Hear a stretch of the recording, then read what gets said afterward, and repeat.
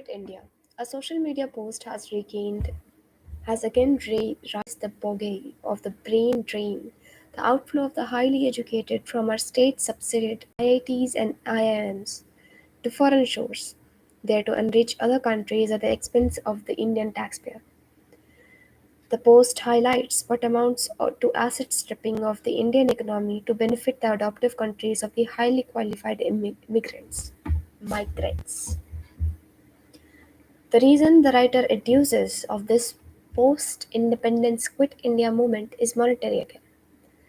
The paycheck of an entry-level technocrat in, say, US is some 15 times that of a counterpart in India. The most decries this outward tide as putting pecuniary gain over patriotism, placing personal advancements over the national interest.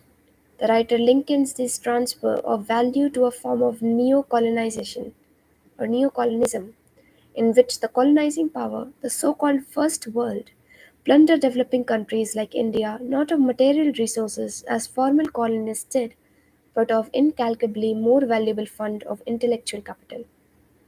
However, while former colonists took their loot by the form of arm, and by the force of arm, today's expropriators do so with the more than willing consent of migrants. Is the keen edge of greed the only, or even the major motivation that induces the migrant to cut loose the mainstay anchor of home and chance the terra incognita of foreign shores?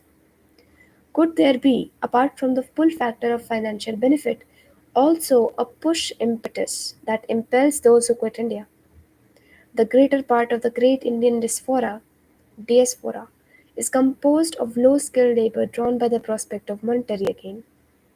But the highly educated, who turn their backs on their home country, might have other reasons for doing so.